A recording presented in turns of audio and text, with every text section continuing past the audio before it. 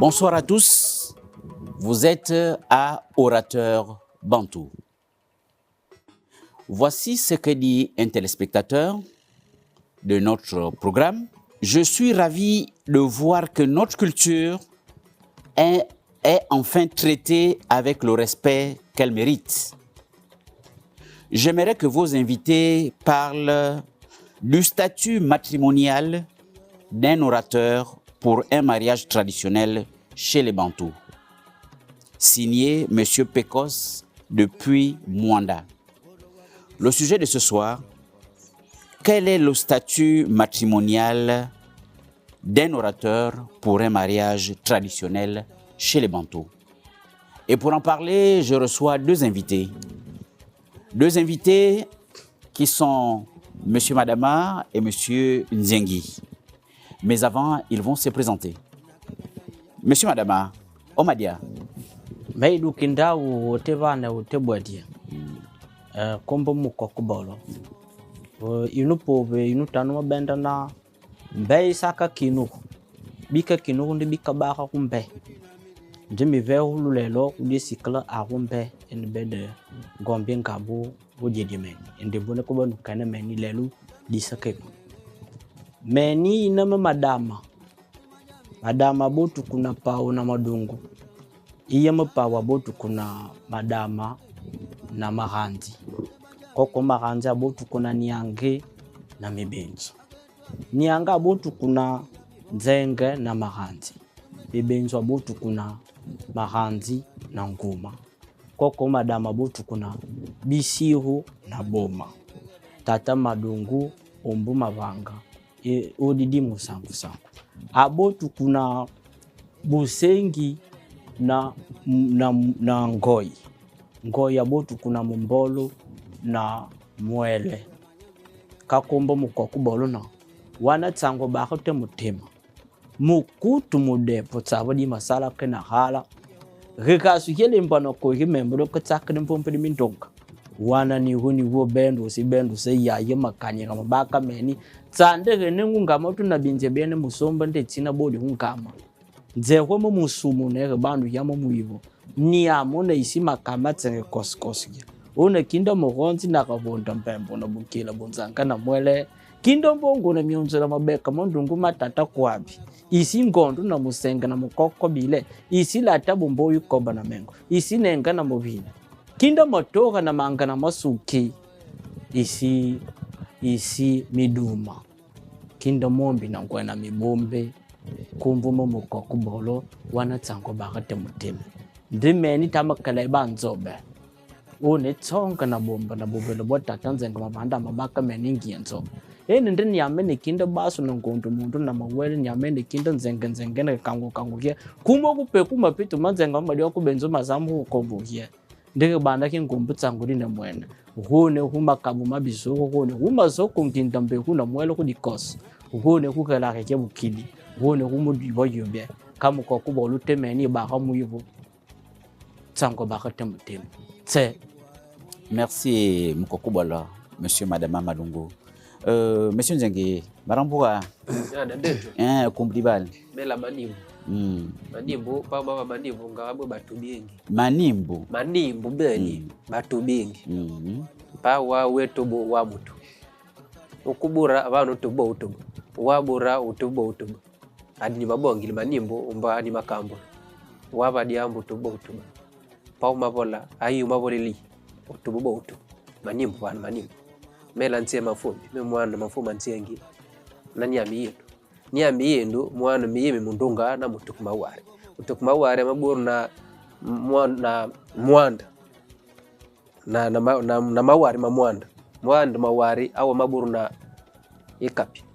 Mwanda ikapi. Kabo oyari bataji me mwana mafuma ntiengi. Mafuma ntiengi amaburu na ntiengi mbusa. Ntiengi mbusa mwana mawosu na mwana mawosu manzengi. Pa mudangi babuna nyangu mba wilabwe mu mambu madimbu ni jabu ni maposi nakalo kabodi boti mu ndengila wonsu ndengila nkawa musibami abe rondu wulu mama dimbu abe rondu la aberon wulu mama bange binan bakur jabilo si uba mambu mu ukula bibon bibo mabalong diboti ni wabsi. Diboti Tat Nzengi. Merci monsieur Madama et merci monsieur Nzengi. Le sujet qui vous est proposé aujourd'hui, c'est par un téléspectateur depuis Mwanda, monsieur Pecos. Il voudrait savoir quel est le statut matrimonial d'un orateur pour un mariage traditionnel chez les Bantous. Mais avant, je rappelle aux téléspectateurs que vous êtes deux jeunes orateurs et un téléspectateur me demandait que ces jeunes orateurs peuvent-ils nous rappeler leur palmarès en matière d'intervention lors des cérémonies traditionnelles. C'est une question surprise, mais qui a été envoyée par un téléspectateur que désormais, si vos invités peuvent nous rappeler quand même, nous faire part de leur palmarès dans les interventions lors des cérémonies traditionnelles, que ce soit des mariages ou des événements malheureux. J'espère que ce n'est pas une question très gênante. Vous pouvez quand même chacun dire quelque chose. Avant de revenir à la question de M. Pecos. Monsieur, Madame Amoudou. Merci. Votre palmarès. Mon palmarès au sein de la communauté Pové, oui, ou encore la communauté Massango, parce que mon père est Massango, il était Massango, bon, il n'est plus, mais je me considère Massango par le lien de sang. Ma mère est Pové. Donc, du point de vue de mon palmarès, je pourrais dire que je peux m'en féliciter aujourd'hui parce que j'officie en qualité de parolier dans les mariages coutumiers, dans les obsèques, mais également dans des conflits, dans des litiges communautaires où j'interviens en qualité de médiateur lorsqu'il y a des conflits. Mais lorsqu'il y a des mariages ou des obsèques, je suis orateur. Donc, à mon humble avis, j'ai déjà cette expérience. Les statistiques, et depuis combien d'années? Bon, il faut dire que ça peut aller déjà à 5 ans. Oui. 5 ans parce que malgré cela, j'apprends toujours. Je suis à l'école des sages. Oui. J'apprends toujours pour m'améliorer de jour en jour. Comme on dit, on apprend tous les jours. Donc, voici pourquoi c'est ce qui m'amène même à me retrouver aujourd'hui dans vos plateaux, dans votre émission Orateur Bantou. Et les statistiques, ça peut orienter. Beaucoup de jeunes veulent suivre votre exemple. Oui, ils doivent suivre, mais ils doivent beaucoup apprendre. Ils doivent être beaucoup patients. Ils doivent avoir le sens de l'écoute. Mais beaucoup dépenser énergiquement, je ne sais pas, il faut avoir de l'énergie. Parce que faire le terrain, faire les enquêtes de terrain, aller discuter avec les anciens, être surtout respectueux des rituels, parce que des horaires, un sage peut vous demander de venir peut-être à 17h ou 18h, il faut être là. Il peut vous dire que vous allons discuter à telle heure, il faut être disponible. Mais toujours est utile d'apporter, comme on dit, un présent. Et le présent n'est pas dans le sens de payer le vieux, mais surtout d'agrémenter le cours, parce qu'il faut bénir les lieux. Il faut parler, il faut communiquer avec les ancêtres. Merci, monsieur, madame. Même si vous ne voulez pas nous préciser les statistiques, est-ce que c'est gênant? Non, les statistiques, quand on parle des statistiques, c'est quoi? C'est le nombre de mariages que j'ai officiés, ou bien le nombre des obsèques. Bien sûr. Voilà. Événement heureux, événement heureux, j'en ai officié vraiment le mariage proprement dit, coutumier. Au-delà des fiançailles, j'ai officié un mariage coutumier. Oui. Du début jusqu'à la fin. Et les événements malheureux? Les événements malheureux, je peux aller à 6-7. D'accord. Donc les obsèques, 6-7. Merci, monsieur, madame. Monsieur Nzengi, votre palmarès. Vos jeunes frères veulent savoir un peu votre palmarès. Qu'est-ce que vous pouvez leur dire? Merci, je comprends la nécessité et l'importance de cette question. Voilà. Parce qu'un orateur est censé être un modèle, un exemple. Voilà. Et donc, il faut être éclairé sur ce que l'orateur fait pour pouvoir le suivre, pour pouvoir s'y intéresser si nécessaire. Et donc, oui, je suis un jeune orateur et l'art oratoire étant la sagesse bantou, étant la sagesse coutumière. Donc, la sagesse étant ce vers quoi nous tendons tous. Personne ne peut se prévaloir d'avoir la sagesse. Mais on apprend toujours. Donc, je voudrais commencer par dire comment j'ai fait pour m'intéresser à cela. Non, puisque ce n'est pas la question du jour, mais simplement donner les statistiques, disons quelques À combien de fois vous avez eu le privilège d'intervenir lors des mariages, événements malheureux? Brièvement, pour revenir à la question de M. Pécosse depuis Mwanda. D'accord, bon, je trouvais nécessaire, mais comme vous le dites, il n'y a pas de souci, on va y aller. Moi, j'ai déjà intervenu à 3 mariages coutumiers. Donc, vous savez que le mariage coutumier, il y a l'étape de fiançailles là-dedans, l'étape de fiançailles incluse. Donc, j'ai déjà officié 3 mariages. Je n'ai pas encore eu l'opportunité d'officier lors des obsèques. Donc, la palabre africaine, je n'ai pas encore eu l'occasion, mais je suis en train d'apprendre. C'est un métier auquel je me suis intéressé depuis un peu plus longtemps, depuis plus de 15 ans déjà. Voilà, auprès d'un grand-oncle, chef coutumier, chef de clan. Et je suis en train d'apprendre. Lui étant parti, je m'intéresse beaucoup. Je me suis attaché à l'un de ses fioles aussi, auprès de qui j'apprends tous les jours. D'accord. Voilà, donc 3 mariages coutumiers, avec étape de fiançailles incluse. Et je cherche des opportunités pour pouvoir en tout cas aller parler lors des obsèques. Voilà. Mais c'est déjà là, je sais, je connais toutes les étapes qu'il faut. Voilà. Vraiment. Oui, monsieur Madame. Je voudrais ajouter 2 informations, si vous me permettez. Oui, allez-y. Voilà, donc c'est pour également dire à nos téléspectateurs que Madame Madungo qui est là a fini avec tous les rites initiatiques de la communauté pauvre. Tous les rites initiatiques. Donc je n'ai plus un chemin où je pourrais aller m'initier. Merci, M. Madama. On reviendra peut-être un jour là-dessus. Merci et félicitations à M. Nzengi, à M. Madama. Il y a des téléspectateurs qui ont envoyé cette question pour savoir qui êtes-vous dans ce domaine. C'est tout à fait normal. Et félicitations encore. Voilà. Nous revenons à la question de M. Pécosse depuis Mwanda, du statut matrimonial d'un orateur pour un mariage traditionnel. Vous savez que la situation matrimoniale peut aussi être un critère éliminatoire dans certaines familles. Et c'est pourquoi je voudrais demander à M. Madama pour commencer. Parlant du mariage, par exemple, traditionnel, quel est le rôle principal de l'orateur? Merci. Le rôle de l'orateur traditionnel dans un mariage coutumier, c'est de mener à bien le mariage, c'est-à-dire de bien conduire le mariage, de bien officier le mariage.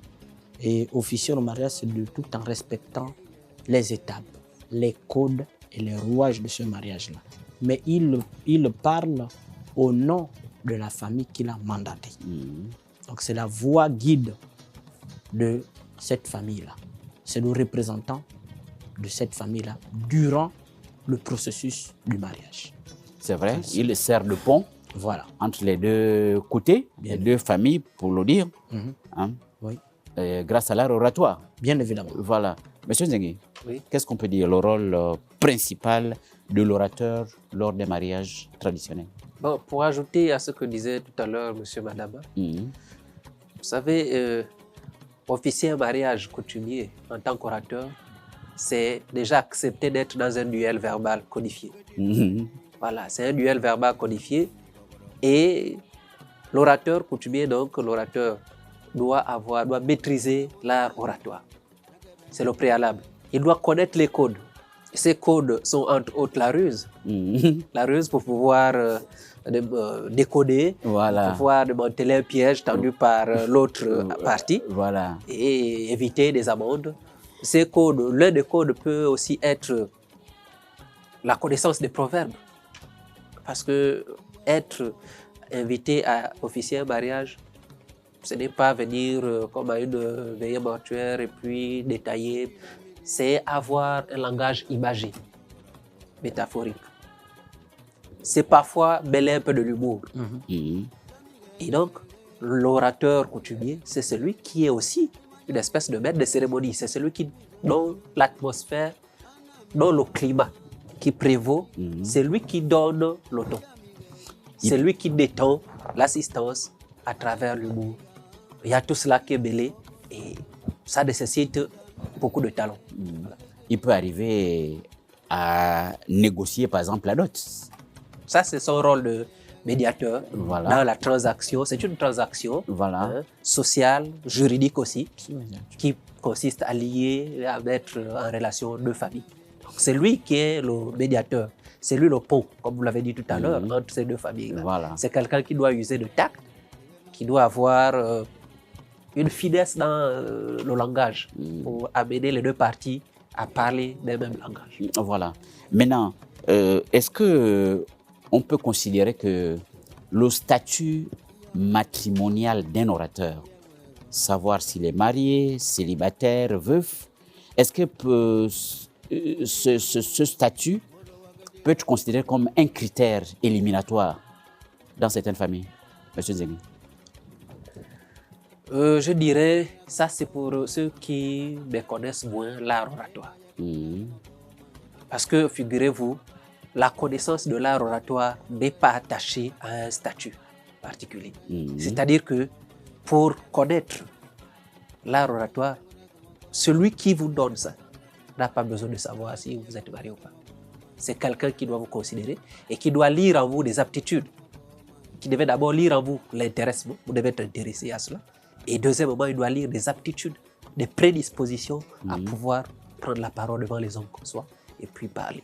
Donc, certaines personnes pourraient attacher une valeur cardinale au statut de l'orateur pour son expérience, pour l'image qu'il reflète, pour l'exemplarité. Voilà. Donc, on pourrait dire que celui qui est marié, coutumièrement, c'est quelqu'un qui connaît toutes les étapes et donc c'est quelqu'un qui peut être un modèle. Figurez-vous, un orateur, c'est d'abord aussi un modèle pour ceux qu'il met en relation. Voilà. Merci, M. Zengui. M. Madama, est-ce que dans certaines familles, est-ce qu'on peut justifier pourquoi certaines familles trouvent que le statut matrimonial de l'orateur est un critère éliminatoire? Et donc, parfois le statut matrimonial évoque la question de la responsabilité. Certaines familles considèrent que si vous n'êtes pas marié, par exemple, vous n'êtes pas responsable, que vous ne pouvez pas diriger du moins un événement de cette envergure. Mais comme nous sommes dans des sociétés orales, pour devenir orateur, il y a des critères. Comprenez? Il faut t'intéresser, il faut vous intéresser à la chose, il faut être passionné, il faut avoir l'amour de la chose. Et cet amour-là va mener, du moins, les notables ou encore les maîtres à vous former. Oui, monsieur, madame, on veut comprendre. C'est que je suis en train d'y arriver. Oui. C'est ça où je suis en train d'y arriver. Donc, dire qu'il faut être forcément marié ou non, encore... on n'en est pas arrivé, mais le critère éliminatoire, est-ce que ces familles qui resteraient fixées à cet aspect ont quand même des... On peut dire qu'ils ont raison? Je suis en train d'en arriver, je vous dis simplement que oui, on constate parfois, pour le déplorer ou encore par manquement, que l'on parte prêter des orateurs dans notre famille pour venir officier les mariages parce qu'au sein de certaines familles, il n'y en a pas. Si l'on prend le cas du statut matrimonial et qu'on dise, bon, on va prendre le marié, mais le marié peut ne pas maîtriser les codes ou encore les rouages du mariage coutumier. Et que celui qui maîtrise, celui qui a la sagesse, celui qui a la promptitude, celui qui a la connaissance de ces éléments-là est non marié. Qu'allez-vous faire? Le marié, c'est juste pour montrer l'exemplarité, pour montrer l'image qu'il est marié, qu'il peut désormais officier. C'est juste l'exemple qu'il donne. Pour dire que bon, moi je suis marié et il va célébrer. C'est pas quand même rien, monsieur, madame. Oui, c'est pas rien, mais si on sélectionne, si aujourd'hui, vous nous avez posé une question d'entrée, peut-être que c'est un piège sans pourtant le savoir. Vous nous avez posé la question, est-ce que vous avez déjà officié, les téléspectateurs veulent le savoir. Mais nous ne sommes pas mariés à la coutume. Bon, moi, je ne suis pas marié à la coutume, encore moins puisqu'il s'agit de ça. Mais j'officie les mariages.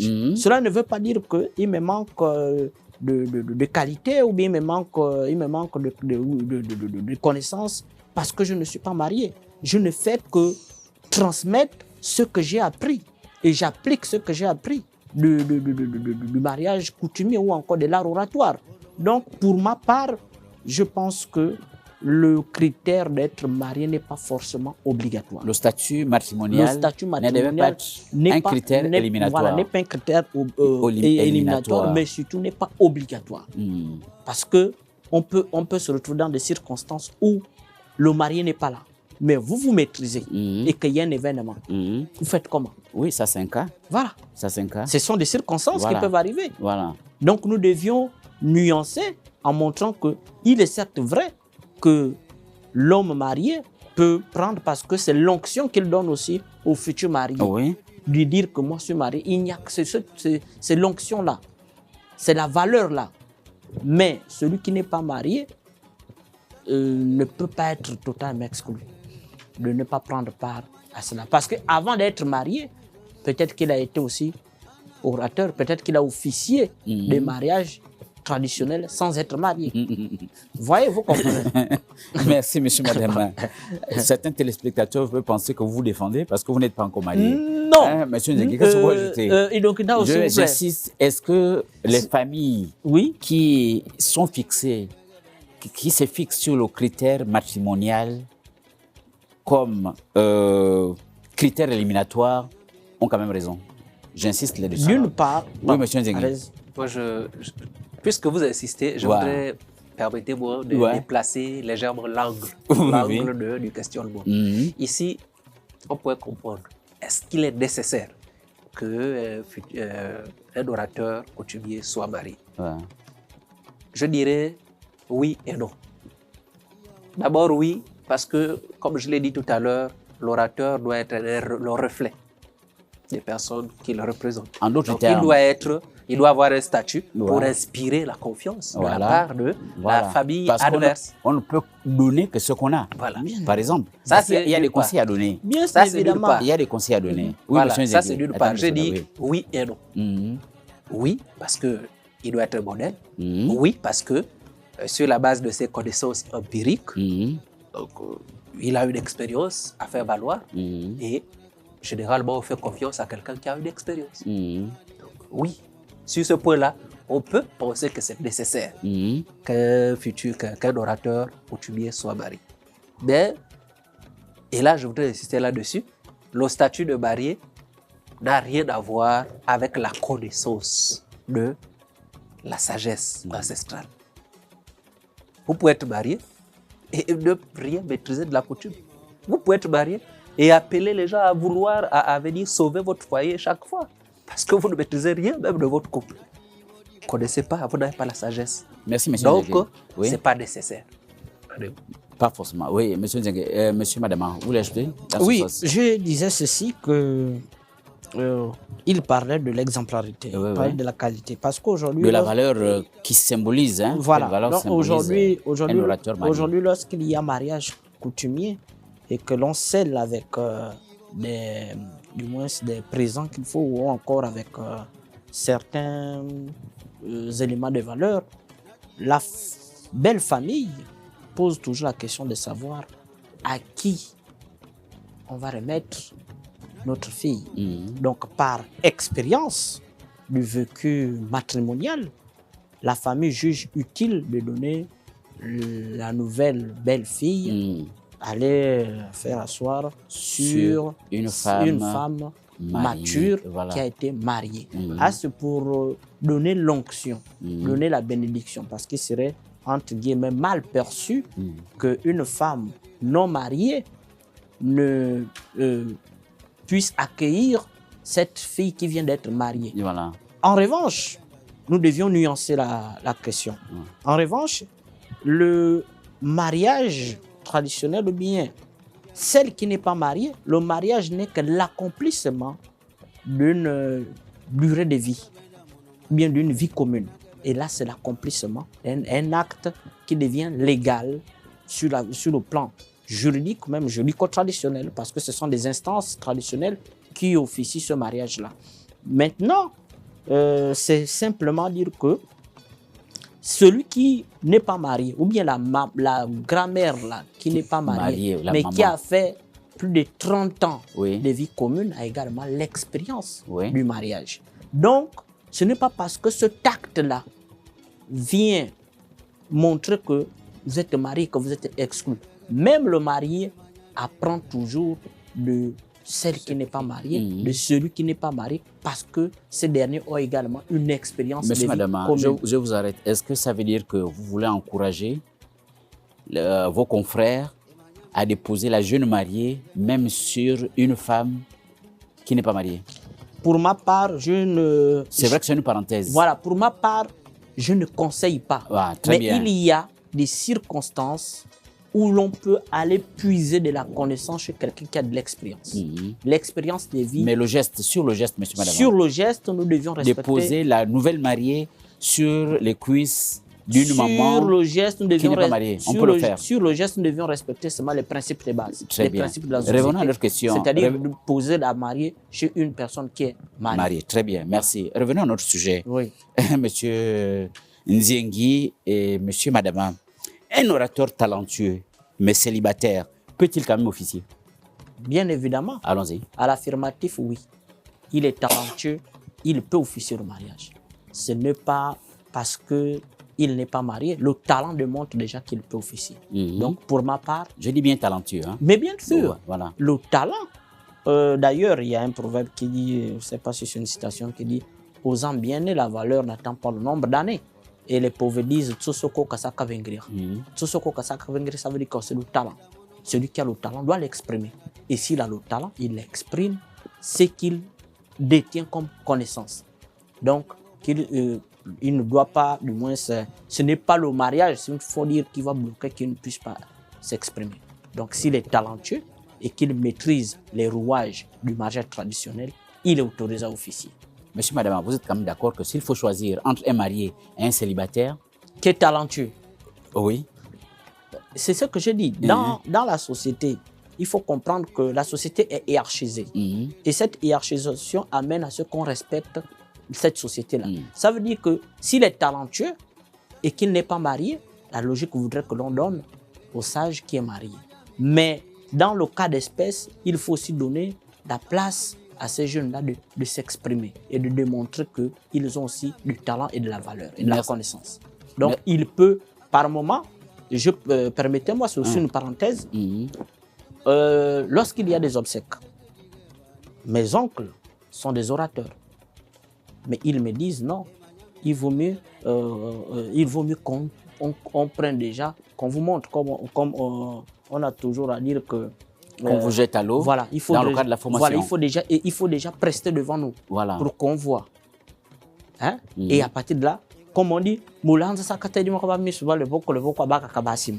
autrement dit, c'est quoi? C'est que l'enfant ne doit pas se lever devant son père pendant que son père vit. Mais il est important que l'enfant puisse faire ses preuves dès le vivant de son père pour que le père dise voici les codes, voilà. Pour ne pas que demain il les regrette. Sur autorisation. Sur autorisation. Parce que si vos oncles sont là, pour ma part, lorsque mes oncles sont là, ils me donnent mandat de me lever et de parler. Ils me donnent le pouvoir, ils me confèrent ce pouvoir-là. Et là, je parle sous leur bénédiction et sous leur regard. Oui, c'est clair et c'est sage. Voilà. Monsieur Nziengi, finalement, un orateur talentueux mais célibataire, peut-il quand même officier?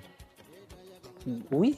Et comment le justifier? Que dans une société de plus en plus portée vers le visible, voyez-vous, les gens partiraient pour celui qui est marié, pour celui qui a un statut matrimonial. Voilà, s'il faut choisir. S'il faut choisir, parce que les gens sont plus ou moins attachés aux critères matériels, critères visibles.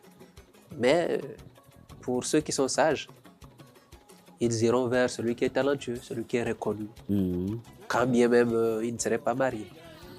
Donc, je pense qu'il faut faire la part des choses. Le visible, pour le paraître, la société est plus dans le paraître, on prendrait celui qui est marié pour faire beau lors de la cérémonie, alors que l'objectif dans le choix d'un orateur coutumier, c'est la réussite de l'événement.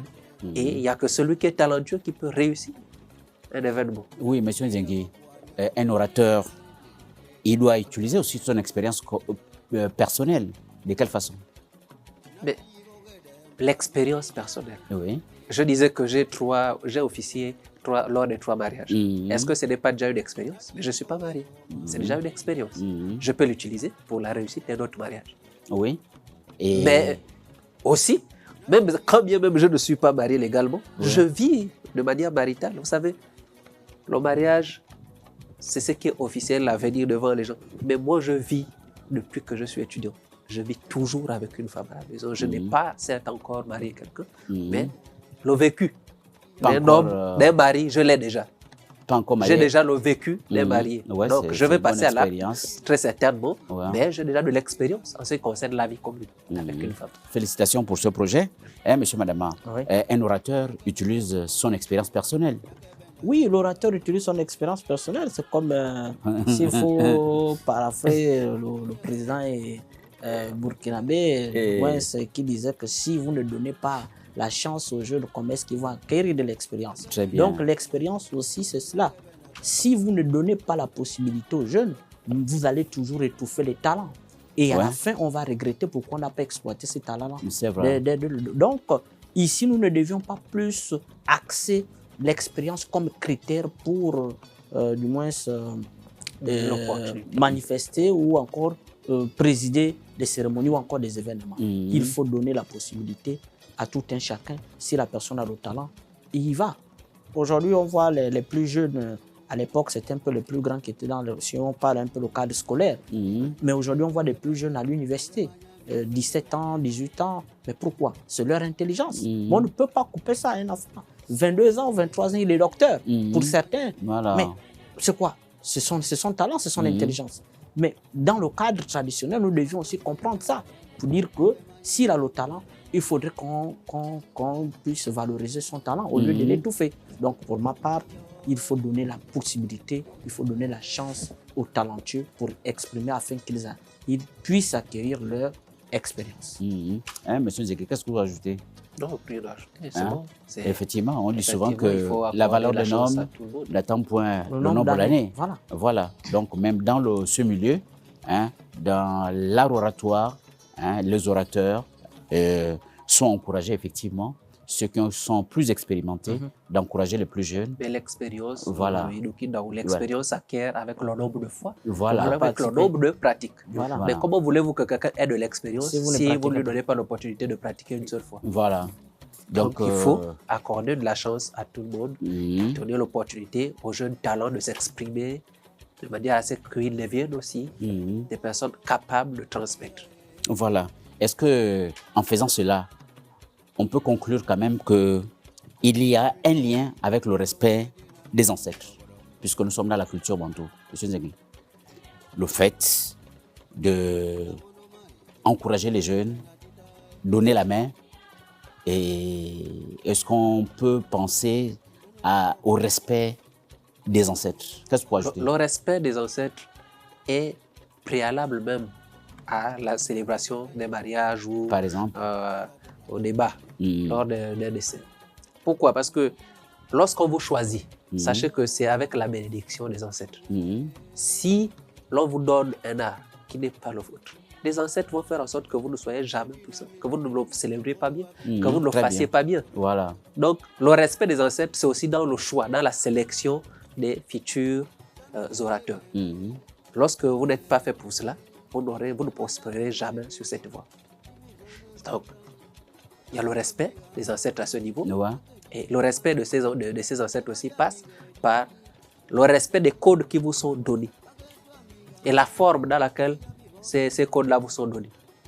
Vous devez garder la forme et, si nécessaire, si possible, transmettre dans les mêmes formes que vous avez reçues. Voilà. En sorte, je voudrais recentrer en disant, comme disait M. Madama tout à l'heure, s'il faut choisir, c'est un orateur marié expérimenté, mais lorsqu'il y a un jeune talentueux, autorisé par les personnes, les formateurs, nous sommes dans le même respect de la démarche. Nous sommes dans le respect de la démarche. Monsieur Madama, l'idée que vous avez donnée qu'en tant que jeune, vous êtes neveu envoyé par les oncles, même si on sait que c'est un jeune, mais vous avez l'autorisation. Oui, j'ai l'autorisation. Et nous sommes toujours dans le respect des procédures vis-à-vis des ancêtres. Qu'est-ce que vous pouvez ajouter? Oui, mais pour le mariage est lié aux ancêtres. C'est-à-dire que lorsqu'il y a mariage traditionnel, on fait des rituels. On y va, du moins pour ceux qui nous ont précédés. on fait à manger, on va déposer sur leur tombe, on nettoie et on annonce. On dit vous qui êtes partis, comme nous on dit les pauvres. Et nous nous disons qui comme on nous dit nous dit konzo du mbodier on gabana dit c'est juste pour annoncer qu'ils viennent assister. C'est-à-dire on convoque les invisibles et les visibles autour d'un événement commun. L'événement commun peut être le mariage. Donc vous voyez que les ancêtres, il y a une corrélation entre les vivants et eux. On ne peut pas se soustraire de ces ancêtres-là. Plus que même à la fin du mariage, lorsqu'on donne la bénédiction, on invoque qui? Les ancêtres. Par exemple, Teta Bomama na Yiranzi, Teta Madama, Nakaba Weni, Tepol Mwadi Musungunzo Budi Enzo Muloba Kata Kwanga Tabaka Totema Bati Manyanga Sanzo Kebu. C'est quoi? C'est la bénédiction. Parce qu'on invoque ces ancêtres-là pour venir prendre part à l'événement. Comme disait l'auteur, les morts ne sont pas morts. Donc les morts sont nos ancêtres. Donc ils nous ont précédés, ils deviennent ancêtres. C'est ce pour nous. Tout comme ceux qui ont vécu, qui ont déjà plus d'un siècle ou bien un siècle, deviennent ancêtres également, des témoins vivants de ces événements. Et ils vont assister, ils vont bénir. Donc pour nous, ou encore pour moi, le mariage traditionnel a un lien avec les ancêtres. Voilà. Il arrive que, comme je disais, certaines familles insistent sur le statut matrimonial. Et le choix est facilement chez les mariés. Et maintenant, cet orateur, disons, considéré comme marié, s'il est marié seulement civilement et non traditionnellement, est-ce qu'il respecte au moins la procédure? Bon, oui, monsieur Nzengé. Il faudra dire que ici, nous sommes dans le cadre traditionnel. Oui, bien sûr. Le mariage qui est béni par les ancêtres, c'est le mariage coutumier. Le mariage civil est un mariage de convenance. Oui. Donc, c'est beaucoup plus pour la protection. Je me le dis là en tant que juriste, moi je suis juriste. Et le mariage civil intervient ici pour la protection de la femme, de l'épouse et des enfants. Voilà. Mais le mariage qui est béni par les ancêtres, c'est le mariage coutumier. Et donc, un orateur qui est marié civilement, seulement n'est pas un modèle pour l'organisation des mariages, pour officier lors des mariages coutumiers en tant qu'orateur. Ce n'est pas un critère qui est vraiment opérant. Ça ne donne pas un bon message, un bon reflet. Voilà. Tout comme on le disait tout à l'heure, l'exemplarité, lui, il est beaucoup plus dans le mariage civil qui est un mariage de convenance pour la protection de l'épouse et des enfants. Mais le mariage coutumier, qui est celui qui est béni par les ancêtres, lui, il n'est pas marié coutumièrement. Voilà. Donc, même si on sait que chez nous, les Bantous, effectivement, lorsqu'on respecte la coutume, les veuves et les orphelins sont protégés aussi. Ils sont protégés. Oui, puisqu'il y a la réunion. Oui. Même au tribunal, quand vous allez, même lorsque les gens sont mariés, lorsque les personnes sont mariées, il y a toujours une réunion de famille. Et voilà, et donc, un conseil des familles. Ce sont des applications du droit coutumier. Voilà, même si on regrette aujourd'hui certains dérapages, au point de condamner seulement le mariage traditionnel qui ne protège pas les orphelins et les veuves, mais les gens qui respectent les procédures savent qu'il faut protéger la veuve, les veuves et les orphelins. Oui, monsieur, madame, qu'est-ce qu'on peut ajouter? Un orateur qui serait choisi parce qu'il est marié seulement civilement. Ido Kindao, nous sommes ici dans notre corps de garde. Oui, bien sûr. Et comme on dit, le corps de garde, c'est le lieu par excellence où l'on acquiert des connaissances, les valeurs de bonne moralité de la société. C'est un espace dédié à l'éducation et à la transmission des valeurs. Donc, s'il est marié civilement, ça c'est sur le plan légal, sur le plan juridique, la modernité. Mais sur le plan traditionnel, il n'est pas reconnu. Donc, il est perçu comme un homme célibataire. Voilà. Par conséquent, nous revenons à la question d'amont que on a évoquée. Est-ce qu'un célibataire peut officier un mariage traditionnel? Voilà. Là, automatiquement, si c'est dans ce cas d'espèce, non, puisqu'il n'est pas reconnu sur le plan traditionnel. Et s'il a du talent? Et s'il a du talent, comme vous venez de le dire, s'il a du talent, il est autorisé. Parce que cela, c'est comme si nous nous contredisons à deux mêmes questions, mais qui ne ressort qu'une seule réalité. Vous comprenez? Donc, Ici, s'il est marié civilement et que coutumièrement, il ne l'est pas, et si on respecte les principes selon lesquels il n'y a que celui qui est marié qui peut officier, il n'est pas admis. Mais si on nuance en disant que s'il a du talent, il peut, là il peut également officier. Et pour continuer dans le même sens, monsieur, madame, Oui. Quel message cela envoie-t-il à la belle famille lorsqu'il y a des orateurs célibataires, par exemple, ou pas bien mariés traditionnellement? Essayons de ressortir un peu les idées qui peuvent se faire dans la belle famille. Lorsqu'on voit des orateurs, parlons des célibataires par exemple, ou d'un orateur marié, il y a quand même une certaine réaction et appréciation. Et Lukindao, oui. Le mariage rassure, le mariage sécurise et le mariage protège les individus. Lorsqu'il y a décès d'un conjoint, on sait que la lignée ou bien la femme qui était mariée, et elle peut hériter les biens de son mari, y compris les enfants. C'est pour cela que si ce dernier n'est pas marié, ou encore ça ne va pas donner l'image de la belle famille, parce que la belle famille vient avec des préjugés, le regard de la famille, la confiance, parce que pour certaines familles, lorsque vous n'êtes pas marié, ça veut dire que matrimonialement vous êtes instable. Et cette instabilité ne donne pas le courage ou encore l'assurance à la belle famille de confier leur fille à une famille qui n'est pas responsable matrimonialement. Donc, c'est là où la belle famille, entre guillemets, pourrait avoir une hésitation ou encore une interprétation selon laquelle nous ne pouvons pas accorder notre fille parce que vous n'êtes pas marié. Pour eux, il suffirait que si cette dernière, leur fille qui va en mariage, doit se rassurer que je vais dans une maison où il y a des mariés et je ne vais pas me perdre. Ou encore je n'aurai pas de conflit avec quelqu'un parce que personne ne viendra m'emmerder. Plus que quand les enfants ne sont pas mariés, ils sont dans le terrain familial ou encore dans la maison familiale. Et que cette jeune fille, parce que le mari, l'homme va prendre la femme dans un autre village pour l'amener au village de son père ou encore de sa mère, selon si les deux sont issus du même village. Et par conséquent, ils vont vivre dans le terrain familial. Mais imaginez que si ces dernières, donc les sœurs ou encore les femmes ne sont pas mariées, elles auront tendance à perturber peut-être celle qui est mariée. Or, si ces derniers sont mariés, chacun sera dans son foyer et leur fille sera en sécurité et leur fille sera protégée par les mariés parce qu'ils vont partager, ils vont parler le même français. C'est comme disent les géomètres ou les scientifiques, nul n'entre ici s'il n'est géomètre. Donc si vous n'êtes pas géomètre, vous ne pouvez pas accéder. Donc voilà les raisons pour lesquelles la belle famille a toujours les difficultés, encore la mal-incompréhension ou encore l'hésitation d'envoyer l'enfant ou encore leur fille dans une famille qui n'a pas de gens mariés. En fait, c'est pas... Oui, c'est vrai. Voilà. Vous parlez de l'autre côté où va peut-être la future mariée. Oui. Mais là, nous restons dans notre sujet, le statut matrimonial de l'orateur. Oui. S'il est, par exemple, célibataire. Voilà. Oui.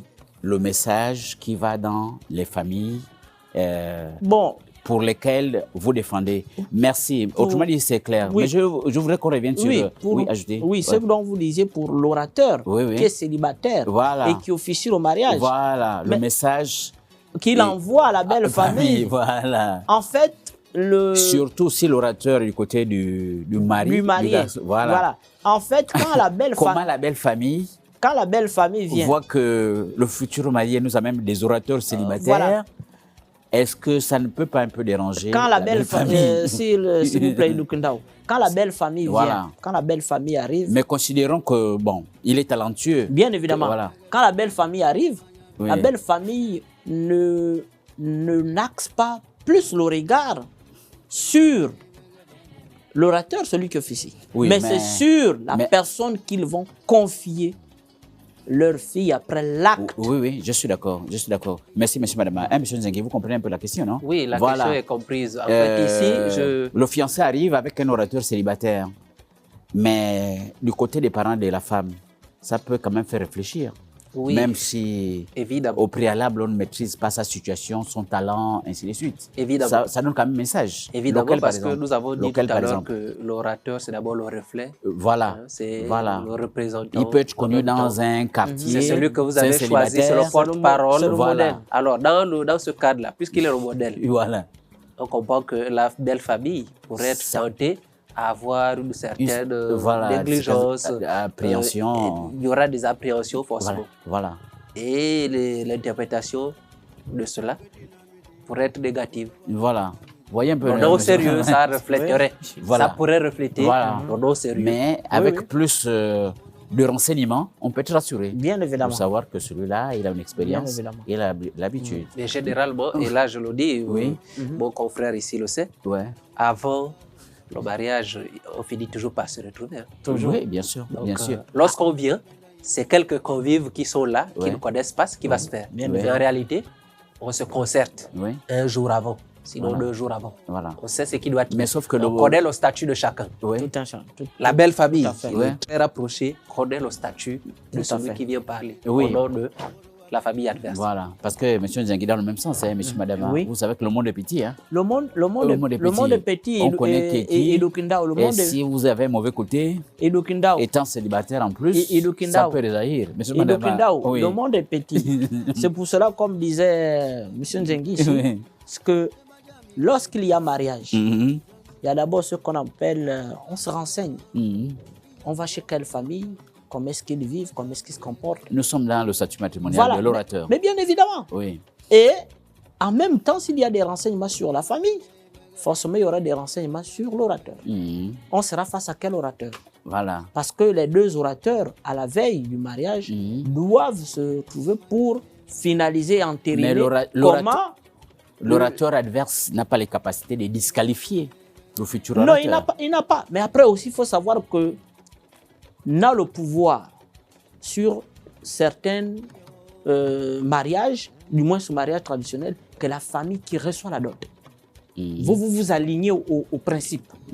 S'ils viennent, si la famille De la femme. de la femme dit que nous, on veut voir un orateur marié Par exemple. qui va parler au mariage de notre fille, Voilà. ou encore pour que notre fille aille, il faudrait que ce soit un orateur marié. Mm. Mais vous vous alignez Voilà. parce que vous n'avez pas, vous venez chercher. Voilà. Donc la mère qui demande est toujours en bas et celle qui... Donc c'est comme ça. Merci, monsieur, madame. Voilà. Une dernière question. Allez-y. Est-ce que l'orateur peut être veuf?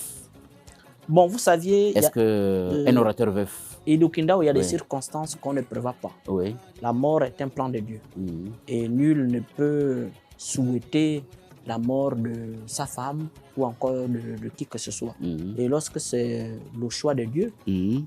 on s'arrime, on accepte.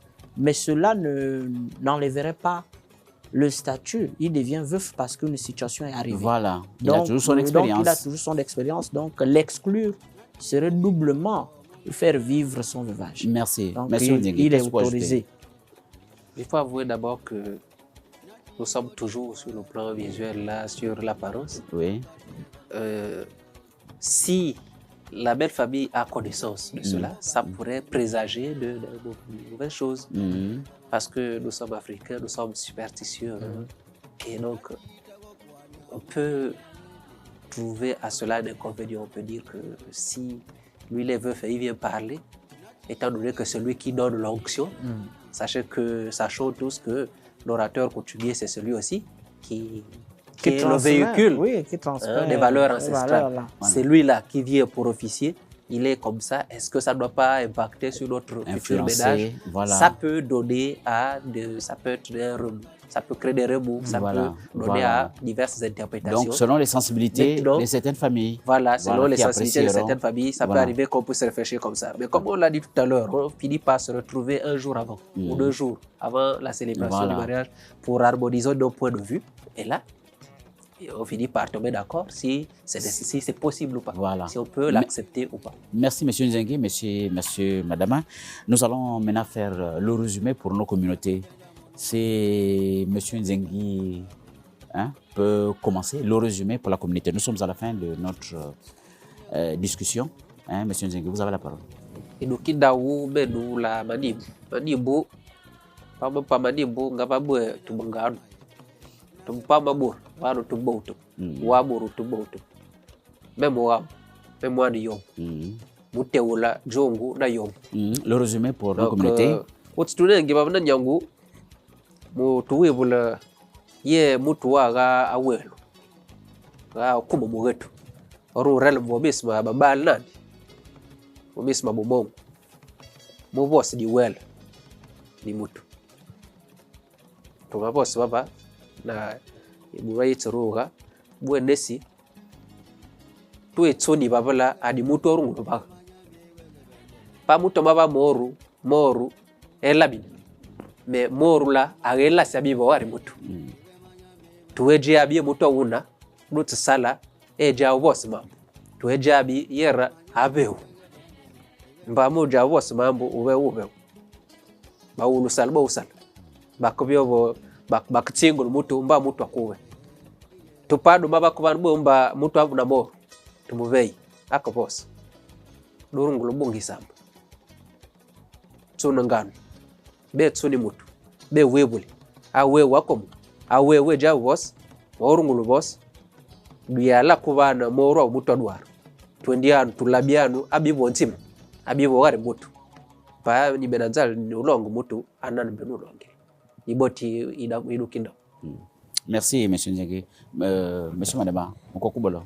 Le résumé pour la communauté Pouvi. Idukinda o kombo Mukokubolo wana Mukokukabora mbasa kabora. Inu pove vana bedu nwena meniva mibe mabendi nuna mivegulu.